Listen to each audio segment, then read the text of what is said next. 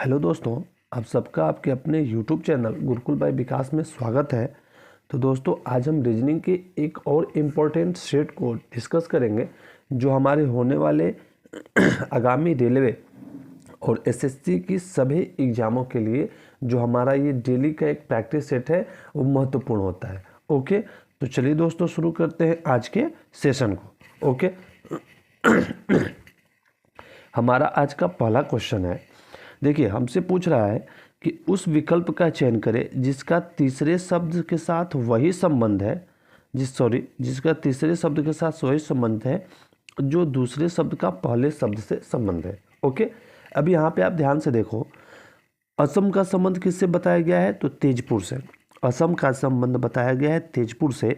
उसी प्रकार केरल का संबंध जो है वो पूछ रहा है। तो दोस्तों, असम का एक जिला है। असम का जिला कौन सा है? तो असम का एक जिला है तेजपुर। ओके, असम का एक जिला है तेजपुर। तो उसी प्रकार हमें केरल का जो जिला होगा वही इसका राइट आंसर होगा। तो अगर यहाँ पे ऑप्शंस की हम बात करें तो जयपुर, देखिए जयपुर जो है वो राजस्थान में आता है, केरल में नहीं आता है। ठीक है, जयपुर जो है वो राजस्थान का एक जिला है। मिदनापुर की बात करें तो दोस्तों, जो मिदनापुर है वो कहाँ आता है? मिदनापुर जो है वो कोलकाता से संबंधित है। ठीक है, कहाँ से? तो मिदनापुर जो है वो कोलकाता से संबंधित है। थेंजोल की बात करें तो थेंजोल हमारा मणिपुर का एक जिला है। कहाँ का? मणिपुर से संबंधित है। बचा हमारा लास्ट क्या? तो कोच्चि। तो दोस्तों, राइट आंसर कोच्चि होगा, क्योंकि कोच्चि जो है केरल से संबंधित है। किससे संबंधित है? तो केरल से संबंधित है, यानी कि option number D right answer है। ओके, चलिए अगला क्वेश्चन देखते हैं। अगला क्वेश्चन में हमसे पूछ रहा है कि विकल्प में दी गई 4 नदियों में से 3 के बीच एक निश्चित संबंध है। ओके, जबकि एक उनमें से असंगत है, और जो असंगत है ना उसी नदी का चयन करें। ठीक है, जो असंगत है यानी कि असंगत नदी का चयन करना। 4 नदियाँ दी गई हैं जिनमें से 3 जो है वो किसी न किसी प्रकार से एक दूसरे से संबंधित है, और जो एक है वो उनसे असंगत है, तो उसी असंगत का चयन करना है। ठीक है, चलिए देख लेते हैं। अच्छा, यहाँ पे 4 नदियाँ दी गई हैं, गोदावरी, गंगा, सिंधु और ब्रह्मपुत्र। ओके, देखो आप, गंगा, सिंधु और ब्रह्मपुत्र, इन तीनों नदियों का जो उद्गम स्थल है ना, तीनों नदियों का जो उद्गम स्थल है, गंगा, सिंधु और ब्रह्मपुत्र, इन तीनों का उद्गम स्थल कहाँ है? हिमालय है। कहाँ से निकलती हैं? तो ये तीनों नदियाँ दोस्तों हिमालय से निकलती हैं। गंगा, सिंधु और ब्रह्मपुत्र। कौन? गंगा, सिंधु और ब्रह्मपुत्र, इन तीनों नदियों का जो उद्गम स्थल है वो क्या है? हिमालय है। ओके, एक हमारा बचता है यहाँ पे गोदावरी। तो दोस्तों, जो गोदावरी है ना इन तीनों से अलग होंगी। क्यों? क्योंकि जो गोदावरी का उद्गम स्थल है, क्योंकि यहाँ पे एक चीज़ और आप जान लो, गोदावरी जो है वो दक्षिण भारत या प्रायद्वीपीय भारत की सबसे लंबी नदी है। ठीक है, और इसका जो उद्गम स्थल है ना वो नासिक महाराष्ट्र के त्र्यंबक नामक स्थान से होता है। कहाँ से? तो इसका जो उद्गम स्थल है वो नासिक महाराष्ट्र के त्र्यंबक नामक स्थान से होता है। इस त्र्यंबक नामक स्थान पे से इसका उद्गम स्थल है, यानी कहाँ से? महाराष्ट्र, नासिक से। तो यहाँ पे राइट आंसर हमारा ऑप्शन नंबर ए हो जाएगा, क्योंकि ये तीनों यानी कि गंगा, सिंधु और ब्रह्मपुत्र हिमालय से इनका उद्गम होता है, और जो गोदावरी है इसका उद्गम जो है वो नासिक महाराष्ट्र के त्र्यंबक नामक स्थान से होता है। ठीक है, चलिए अगला क्वेश्चन देखते हैं। अगले क्वेश्चन में हमसे पूछ रहा है कि ए का मान 1 है, ए का मान 1 है। ओके, समझते जाइए। एम का मान 13 है, तो आर और आर का मान जो है 18 दिया हुआ है। तो हमसे मिशन को किस प्रकार लिखेंगे ये पूछ रहा है। अगर बात करें आप, जो हमें क्वेश्चन में दिया हुआ है ए का मान 1 है, यानी कि यहाँ पे अल्फ़ाबेट के नंबरों को यहाँ पे दर्शाया है। जैसे अल्फ़ाबेट में ए का स्थान पहले नंबर पे है, एम का स्थान 13 नंबर पे है, उसी प्रकार आर का स्थान जो है अल्फ़ाबेट में 18 नंबर पे आता है। तो मिशन को लिखना है, यानी कि हमें अल्फ़ाबेट के नंबरों को बस लिख देना है कि अल्फ़ाबेट में कौन सा अल्फ़ाबेट किस नंबर पे आएगा। चलिए, इजी सा है। अब देखो, MISSION मिशन को हमें लिखना है। तो इनको नंबरिंग कर देते हैं कि अल्फ़ाबेट में किस नंबर पे आते हैं। अगर हाँ चलो देखते हैं दोस्तों, अगर हम एम की बात करें तो अल्फ़ाबेट में एम जो है वो किस नंबर पे आता है। तो अल्फ़ाबेट में बात करें तो अल्फ़ाबेट में जो एम है वो किस नंबर पे आएगा, तो वो 13वें नंबर पे आएगा। किस नंबर पे आएगा, तो अल्फ़ाबेट में एम जो है वो 13वें नंबर पे आता है। ठीक है, किस नंबर पे, तो अल्फ़ाबेट में एम जो है वो 13वें नंबर पे आ गया। ओके, अब देखो आप 13वें नंबर पे एम आ गया। आई की बात करें तो आई जो है हमारा 9 नंबर पे आता है। ओके, एस की बात करें तो अल्फ़ाबेट में एस जो है वो 19वें नंबर पे है। ओके, तो ये भी 19वें नंबर पे हो गया। आई जो है हमारा 9 नंबर पे आता है। ओ, जब ओ की बात करें तो ओ हमारा 15 नंबर पे आ जाएगा। और एन की बात करें तो एन हमारा इससे पहले एक 14 नंबर पे आ जाएगा। यानी कि 13, 9, 19, 19, 9, 15 और 14। ऐसा देखो ऑप्शन में अब कहाँ मिल रहा है। 13 से कौन स्टार्ट हो रहा है, ये ख़त्म हो गया, नहीं होगा क्योंकि 14 से स्टार्ट है, ये भी 14 से स्टार्ट है, ये भी ख़त्म। सी और डी देखिए आप, 13, 9, 19, 19, 13, 9, 19, 19, लास्ट में 14, 15 हाँ, ऑप्शन नंबर सी करेक्ट होगा दोस्तों। देखिए ऑप्शन नंबर सी है, ऑप्शन नंबर सी जो है हमारा यहाँ से राइट आंसर हो जाएगा। ठीक है, क्योंकि ऑप्शन नंबर सी में दिया हुआ है 13, 9, 19, 19, 9, 15 और 14। लास्ट वाला भी चेक कर दीजिए तो 15, 14, यहाँ पे देखो 13, 14 दिया हुआ है, तो ये भी गलत है। ऑप्शन नंबर सी यहाँ से बिल्कुल करेक्ट हो जाएगा। ठीक है, कैसे सॉल्व किया आपको समझ में आया होगा। ओके जी। नेक्स्ट क्वेश्चन हमसे पूछ रहा है कि दिए गए पैटर्न का अध्ययन करें और दिए गए विकल्पों में से उस संख्या का चयन करें जो इसमें प्रश्न चिन्ह के स्थान पर जो है आ सकती है। ओके, चलिए इसको समझते हैं और अच्छे से सॉल्व करते हैं। देखिए हमें क्वेश्चन मार्क में बीच वाली संख्या पता करने के लिए दिया हुआ है कि बीच वाली संख्या पे क्या आएगी। देखिए आप यहाँ पे अगर देख रहे हैं तो देखिए बीच वाली संख्या में क्वेश्चन मार्क है, यानी कि बीच वाली संख्या हमें पता करनी है। तो कुल मिलाकर हमें क्या करना है कि जो किनारे किनारे पे संख्याएं दी हुई हैं उनका यूज करके ही तो बीच वाली संख्या हम निकाल सकते हैं। यहाँ पे आप क्वेश्चन मार्क समझो कि 4, 9, 2 और 3 और बीच में क्वेश्चन मार्क है। तो हम इन्हीं चारों संख्याओं का, यानी कि जो किनारे पे संख्या दी हुई है, इन्हीं को यूज करके तो बीच वाली संख्या निकाल सकते हैं जी। तो हम चेक कर लेते हैं पहले वाले में चारों संख्याओं को यूज करके किनारे वाले की 20 कैसे आया है। अब देखो इसमें दिया हुआ 6, 4, 8 और 2। अब इनका यूज करके हमें 20 निकालना है। अच्छा, अगर 4 और 8 की बात करो, देखो आप साइड वाले किनारे वाले जो 4 और 8 है, तो 4 को 8 से अगर मल्टीप्लाई करें तो कितना होता है, 4 को 8 से मल्टीप्लाई करें तो हो जाएगा हमारा 32, हो जाएगा 32। ओके, 6 को 12 से मल्टीप्लाई करो, 6 को 2 से मल्टीप्लाई करो तो कितना हो जाएगा 12। और 32 में से 12 को अगर हम माइनस कर देते हैं तो कितना होता है 20, हो जाएगा। यानी यहाँ पे 20 आया हुआ है। पैटर्न हमें समझ में आया कि किनारे की संख्याओं को पहले मल्टीप्लाई करना है और उनके बाद उन्हें सब्ट्रैक्ट कर देना है, यानी घटा देना है। ठीक, अच्छा अब इसको देख लेते हैं दूसरे वाली संख्या को।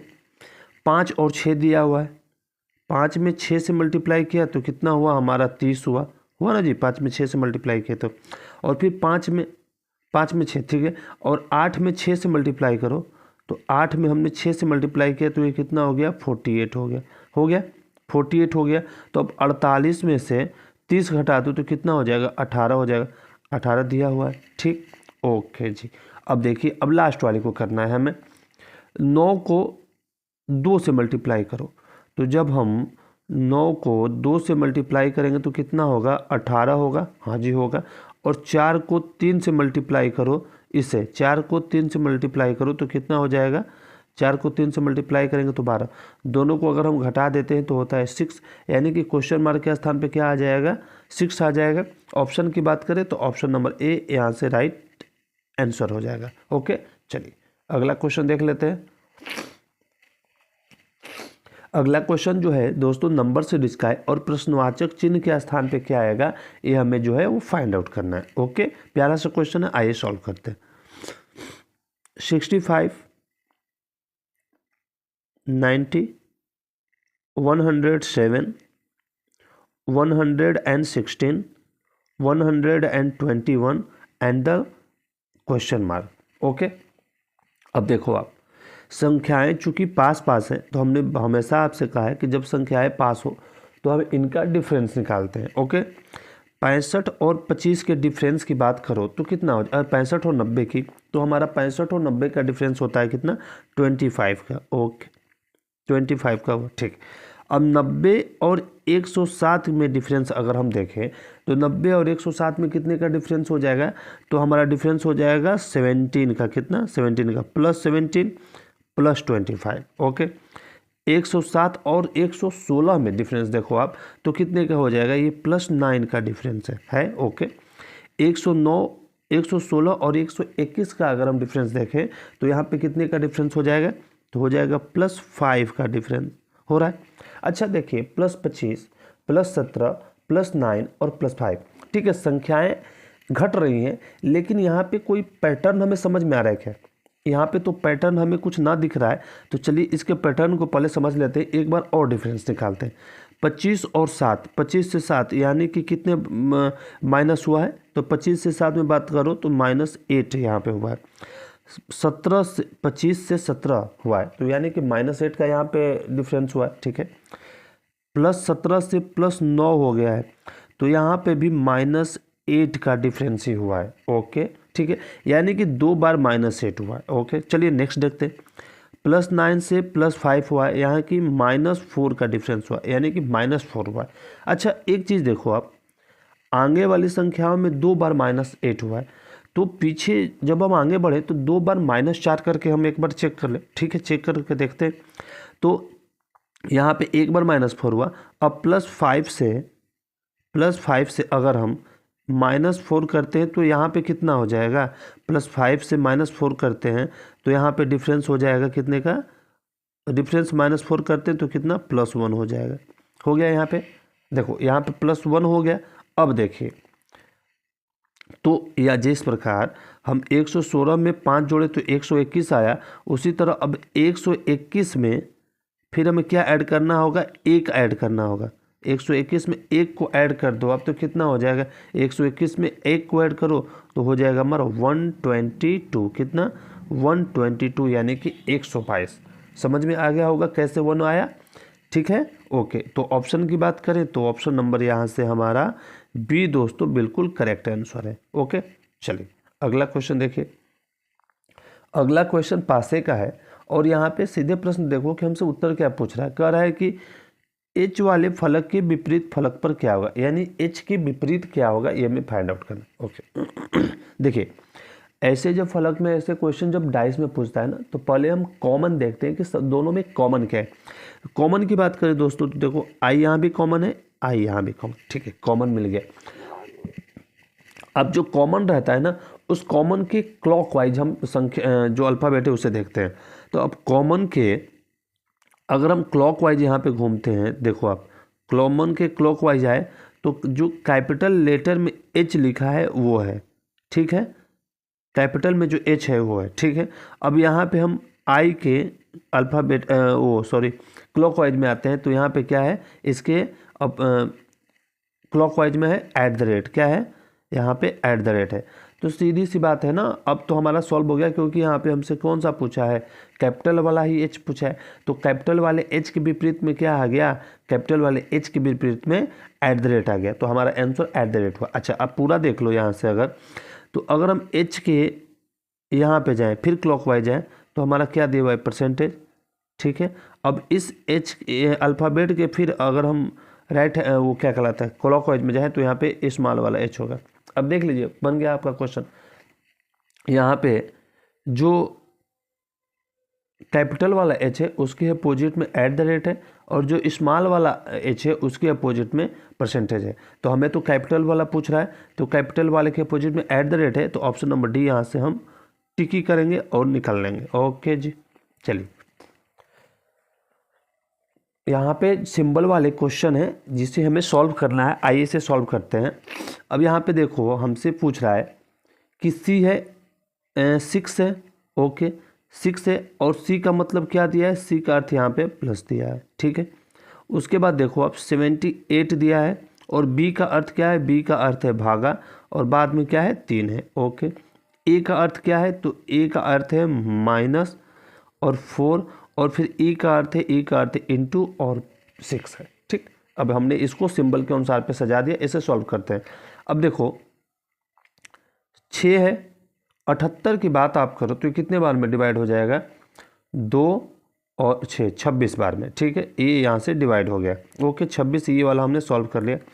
अब देखो माइनस है और इसको सॉल्व करो आप तो 24 हो जाएगा। अब देखो इसको सॉल्व कर लीजिए, 6 प्लस 26 में से 24 को माइनस कर दो तो कितना हो जाएगा, +2 का, 6 और 2 कितना हो गया हमारा 8 का। ऑप्शन नंबर की बात करें 8, तो ऑप्शन नंबर सी से हमारा यहाँ पे आंसर आ रहा है, option number C is the right answer. Okay, चलिए नेक्स्ट क्वेश्चन देखिए। नेक्स्ट क्वेश्चन दोस्तों हमसे क्या पूछ रहा है, नेक्स्ट क्वेश्चन पूछ रहा है कि निम्नलिखित में से कौन सा वेन आरेख दिए गए वर्गों के बीच के संबंध को सर्वोत्तम ढंग से निरूपित करता है। ओके, ठीक है, देखो 3 शब्द दिए गए हैं, गर्मी, मौसम और मेघाच्छन्न। मेघाच्छन्न, गर्मी और मौसम।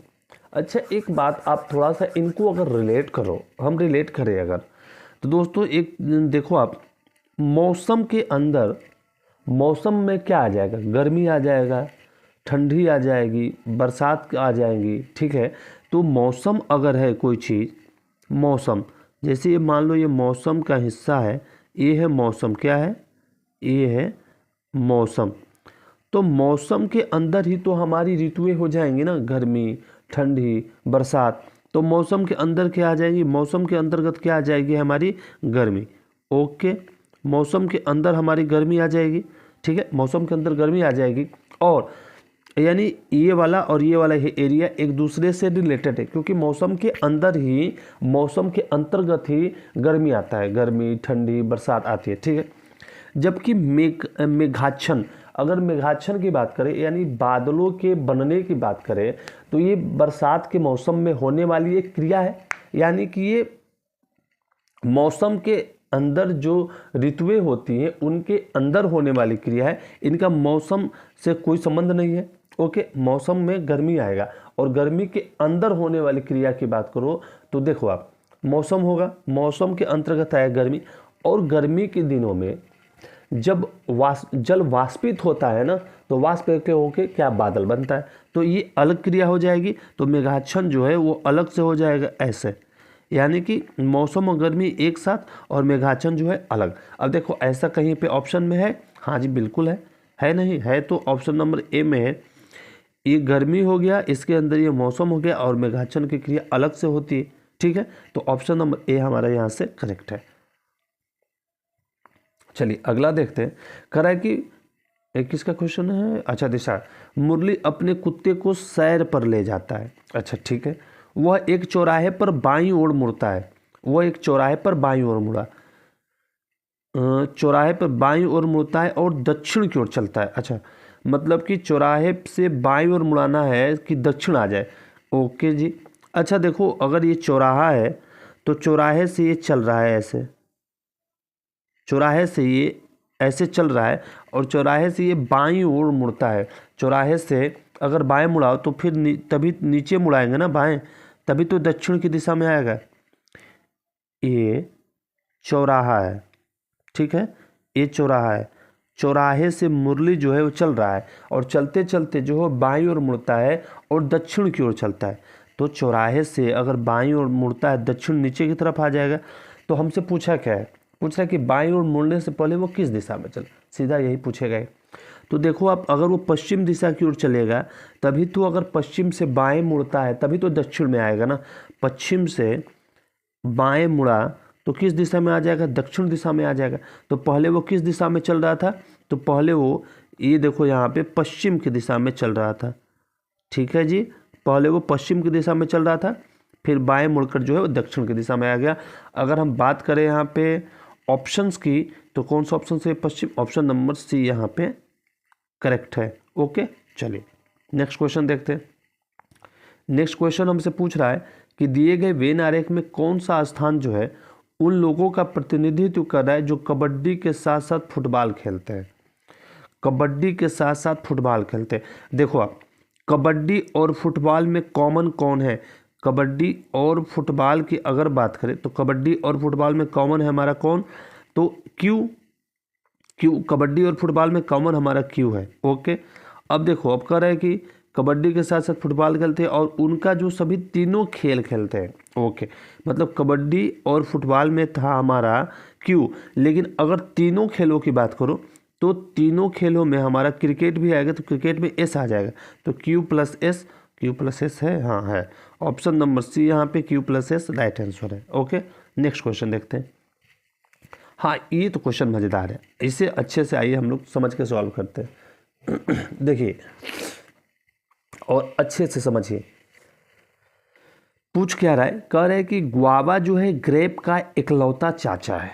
ओके, मैंगो एप्पल की माता है, कीवी एप्पल का चाचा है, बनाना और ग्रेप कीवी के बच्चे हैं। अच्छा, एक देखो यहाँ पे गुआवा ग्रेप का इकलौता चाचा है, यहाँ से ना शुरू करते हैं, जो सब में कॉमन सेंटेंस है ना जो उनसे शुरू करते हैं, यहाँ से शुरू करते हैं। देखो, कह रहे हैं कि मैंगो जो है एप्पल की माता है, एप्पल है, एप्पल यहाँ पे है, तो एप्पल की माता कौन है, अगर ये एप्पल है तो एप्पल की माता कौन है, तो एप्पल की जो माता हो जाएंगी वो कौन हो जाएंगी, हमारी एप्पल की माँ हो गई मैंगो, माइनस साइन किया क्योंकि ये फीमेल है। ओके, तो एप्पल की मदर हो गई, एप्पल की ये मदर हो गई। ओके, अच्छा, एप्पल की माता है, ठीक है। अब देखिए, कह रहे हैं कि कीवी जो है एप्पल का चाचा है, कीवी कौन है, एप्पल का चाचा है, तो एप्पल का चाचा यानी कि एप्पल के फादर का ब्रदर, तो एप्पल का यहाँ पे देखो कोई फादर होगा, एप्पल का कोई फादर होगा और इस फादर का कोई ब्रदर होगा, तो ब्रदर के लिए हम लोग सॉरी ब्रदर के लिए ये साइन हम लोग डिनोट करते हैं यहाँ पे, हटाओ वापिस से। देखिए, एप्पल के लिए हम लोग कौन सा साइन कर लें, तो हाँ ठीक है, एक मिनट रुक जाइए। हाँ चलिए, ये एप्पल का चाचा कौन है, तो एप्पल का चाचा कौन है, तो एप्पल का चाचा है, हमसे पूछ रहे एप्पल का चाचा है कीवी, कौन है, तो एप्पल का चाचा है कीवी। ठीक है, एप्पल का चाचा कौन है, तो एप्पल का चाचा कीवी हो गया। ओके,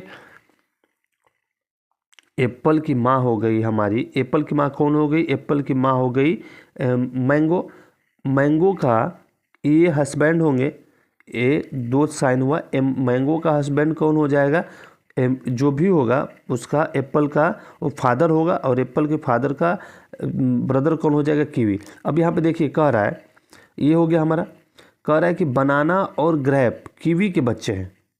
ओके, बनाना BANA, बनाना और ग्रेप्स GRAPS, बनाना और ग्रेप्स जो है वो कीवी के बच्चे हैं। ओके, कीवी के बच्चे हैं। बनाना की माँ ऑरेंज अपने माता पिता की इकलौती संतान है, बनाना की माता ऑरेंज। ओके, बनाना की माता, ठीक है, बनाना की माता की बात करें तो बनाना की माता कौन हो जाएंगी, देखिए ऑरेंज, बनाना की माता हो गई ऑरेंज, ऑरेंज माता पिता की इकलौती संतान है। अब हमारा यहाँ पे ये वाला सिर्फ बचता है कि यहाँ पे एप्पल का फादर कौन है, तो एप्पल के फादर की बात करें तो देखो ग्रेप का इकलौता चाचा है गुआवा, ग्रेप है, ग्रेप का फादर कौन है, कीवी, और कीवी का ब्रदर कौन था यहाँ पे, कीवी का ब्रदर था ग्रेप, अरे गुआवा, गुआवा, गुआवा है यानी कि GUAVA, गुआवा।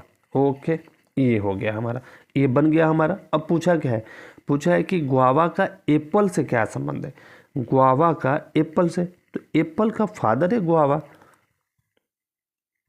एप्पल का फादर है गुआवा। अभी हमने तो कहा यहाँ पे कि एप्पल का फादर है, ये फादर है, ये मदर है, ठीक है।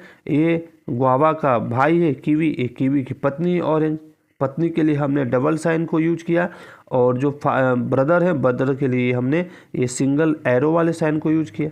ओके, तो हमारा यहाँ पे आंसर क्या हो गया, हमारा आंसर यहाँ पे हो गया पिता, ऑप्शन नंबर सी हमारा यहाँ से करेक्ट आंसर है। आगे बढ़िए, कह रहा है हमसे, ये देखो ये पजल का क्वेश्चन है और अच्छा क्वेश्चन है।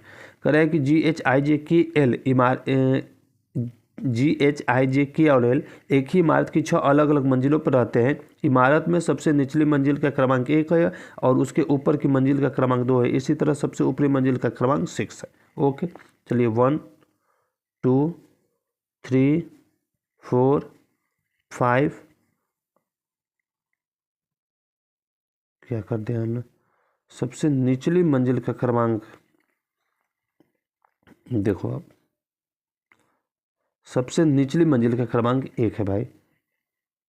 अच्छा, इसे हटा दीजिए, कोई दिक्कत नहीं। 1 2 3 4 5 और 6, ठीक है, ये बन गया हमारा, ये बन गया। अब देखो अभी हमें क्या करना है। कह रहे हैं कि जी के ऊपर केवल एक व्यक्ति है। जी के ऊपर एक व्यक्ति, अगर जी हम यहाँ पे रखते हैं तो इसके ऊपर सिर्फ एक ही व्यक्ति बैठ सकता है 6 वाले स्थान पे। ओके, जी और के के बीच केवल 2 व्यक्ति बैठे हैं। जी और के के बीच केवल 2 व्यक्ति बैठे हैं, तो दोस्तों जी के ऊपर तो हम जा नहीं सकते क्योंकि एक व्यक्ति, जी और के बीच में 2 व्यक्ति बैठाना है, तो हम नीचे जाएंगे 1 2 और यहाँ पे के, जे और के बीच में 2 व्यक्ति बैठ गए। ओके, करें कि सबसे निचली मंजिल पर न तो जे और न ही एच रहता है। सबसे निचली मंजिल पर यानी यहाँ पे पहले नंबर पे जो निचला सबसे मंजिल है पहला वाला, यहाँ पे न ही क्या रहता है, जे रहता है, न ही एच रहता है, ये नहीं रहते हैं सबसे निचले वाले मंजिल पे। ओके, सबसे निचले वाली मंजिल पर ना तो जे रहता है न ही एच रहता है। कह रहा है आई जो है विषम क्रमांक वाली मंजिल पर नहीं रहता है।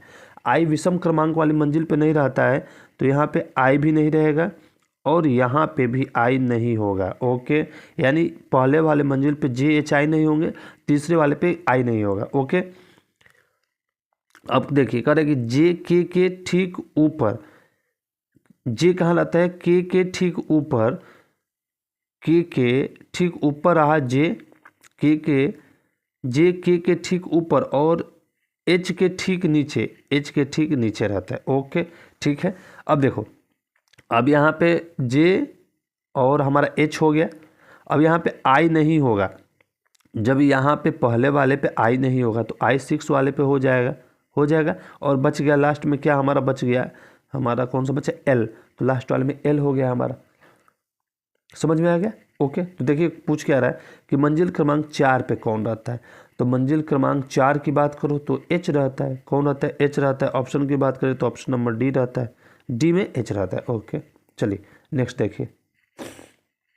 नेक्स्ट कह रहा है सिलॉक्स का क्वेश्चन है, सॉल्व करते हैं, मज़ेदार होते हैं क्वेश्चन। सभी कारें 4 पहिया हैं। सभी कारें, जितने भी कारें हैं वो क्या है, वो 4 व्हीलर हैं। ओके, और सभी 4 पहिया वाहन हैं। सभी 4 व्हीलर जो क्या हैं वो वाहन है। ओके, ठीक है। अब देखो निष्कर्ष देखते हैं। सभी वाहन 4 पहिया हैं। सभी वाहन जो हैं वो 4 पहिया यानी 4 व्हीलर है। दोस्तों देखिए, वाहन और 4 व्हीलर, वाहन के नीचे हम आ रहे हैं ना, 4 व्हीलर, वाहन यहाँ है, 4 व्हीलर यहाँ है, तो वाहन से नीचे है, तो जब भी हम ऊपर से नीचे आएंगे ना तो केवल कुछ वाला फॉर्मूला यहाँ पे सेट होता है। तो लेकिन यहाँ पे दिया है सभी वाहन 4 पहिए हैं। सभी तब होता है जब हम नीचे से ऊपर जाएं। नीचे से ऊपर जाएंगे, जैसे कार से 4 व्हीलर या कार से वाहन पे जाएंगे तो यहाँ पे सभी और कुछ दोनों फिट होगा। लेकिन जब भी हम ऊपर से नीचे आएंगे ना तो केवल और केवल ओनली केवल कुछ वाला ही जो स्टेटमेंट है वही सही होगा। यहाँ पे समझिए, सभी वाहन 4 पहिया हैं, गलत है जी, कुछ हो सकता है। सभी कारें वाहन है, हाँ सभी कारें जो है वाहन हो सकती है क्योंकि हम ऊपर से नीचे गए, ये सही है। ऑप्शन नंबर 2 सही है, तो केवल 2 सही होगा। डी हमारा यहाँ से सही विकल्प है। आगे बढ़ते हैं। स्टेटमेंट और निष्कर्ष का हमारा क्वेश्चन है। समझिए, कथन हमसे पूछ रहा है और कथन के बाद हमें निष्कर्ष दिया है, उसका हमें पता लगाना है। देखिए कह रहा है कि MS धोनी एक लोकप्रिय क्रिकेटर है। ठीक है, सभी क्रिकेटर फिट और स्वस्थ हैं। ओके, MS धोनी एक लोकप्रिय क्रिकेटर है और जितने क्रिकेटर हैं वो फिट और स्वस्थ हैं। ओके, कह रहे कि MS धोनी विभिन्न उत्पादों व विज्ञापनों का प्रतिवर्ष अच्छा पैसा कमाते हैं। ओके, MS धोनी एक क्रिकेटर है, सभी क्रिकेटर स्वस्थ हैं और MS धोनी जो है वो विभिन्न उत्पादों व विज्ञापनों द्वारा प्रतिवर्ष अच्छा पैसा कमाते हैं। ठीक है जी, निष्कर्ष इससे क्या निकालता है, आइए इसे समझ लेते हैं। कह रहा है पहले निष्कर्ष में कि सभी लोकप्रिय क्रिकेटर विज्ञापनों द्वारा अच्छा पैसा कमाते हैं। ना, ये कहाँ का है? उसने कहा है कि MS धोनी सभी विज्ञापनों से अच्छा पैसा कमाते हैं। ये गलत है। कह रहे कि MS धोनी फिट और स्वस्थ है। हाँ, ये सही होगा, क्योंकि उसने कहा है कि MS धोनी क्रिकेटर है और जितने भी क्रिकेटर हैं ना वो फिट और स्वस्थ हैं, तो MS धोनी भी तो क्रिकेटर में आएंगे। ये सही हो जाएगा। अब कह रहा है कि MS धोनी प्रसिद्ध होने के कारण केवल प्रसिद्ध उत्पादों के विज्ञापन करता है। नहीं जी, ये गलत है। तो ऑप्शन नंबर बी, निष्कर्ष बी सही है। तो अगर बात करें ऑप्शन की, तो ऑप्शन डी सही होगा, क्योंकि यहाँ पे यहीं पे कह रहा है कि केवल निष्कर्ष बी जो है पालन करता है। ऑप्शन नंबर डी करेक्ट है। आगे बढ़िए। आगे देखो, हमसे ये दर्पण का मतलब होता है ना मिरर इमेज, मिरर इमेज का एक क्वेश्चन है। दिए गए विकल्पों में उपरोक्त छवि की जल में बनने वाली उचित प्रतिबिंब का चयन करो। अच्छा, जल में बनने वाली उचित प्रतिबिंब का चयन। सीधी सी बात है, जब भी किसी चीज़ की छवि बनती है ना तो उसके अपोजिट बनती है, उल्टा बनती है। तो उल्टा बनेगी तो इसे आप उल्टा, यानी ऊपर की तरफ जो ये गया हुआ है ऐसे, ये ऊपर की तरफ जो गया हुआ है इसे नीचू की तरफ कर दो। अब नीचे की तरफ कहाँ है? ये देखिए बी वाले में नीचे की तरफ है, और जो ये चोंच जो त्रिभुज है डार्क में वो भी नीचे की तरफ है। बी वाला सही हो जाएगा, यानी कि बी ऑप्शन यहाँ से बिल्कुल करेक्ट है उल्टे में। ओके, आगे देखिए। हमसे पूछ रहा है कि निम्नलिखित आकृति में कितने त्रिभुज है। दोस्तों देखिए, जब भी त्रिभुज ऐसे वर्ग या आयत में अगर आपसे देना, तो आप क्या करते हैं, इनको हमें काउंट करना होता है कि कितने हैं। तो 1 2 3 4 जितने गैप हैं उनको उस 2 से मल्टीप्लाई कर देते हैं, हमारा आंसर आ जाता है। ठीक है, यहाँ पे देखो 1 2 3 4 5 6 7 8, टोटल 8 है। तो 8 को 2 से मल्टीप्लाई करो, कितना हो गया? 16। 16 की बात करें तो ऑप्शन नंबर बी यहाँ से हमारा बिल्कुल करेक्ट आंसर है। ओके, चलिए अगला देखें। अगला कह रहा है, एक प्रश्न चित्र दिया हुआ है और कह रहा है कि इस प्रश्न चित्र का यूज करके कौन सी आकृति जो है वो बन सकती है।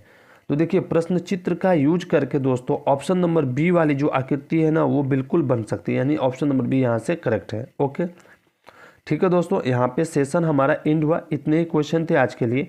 सो आपसे रिक्वेस्ट है कि अगर आपको हमारा ये वीडियो पसंद आए दोस्तों, प्लीज़ आप हमारे यूट्यूब चैनल को लाइक, शेयर और सब्सक्राइब जरूर कर लीजिए।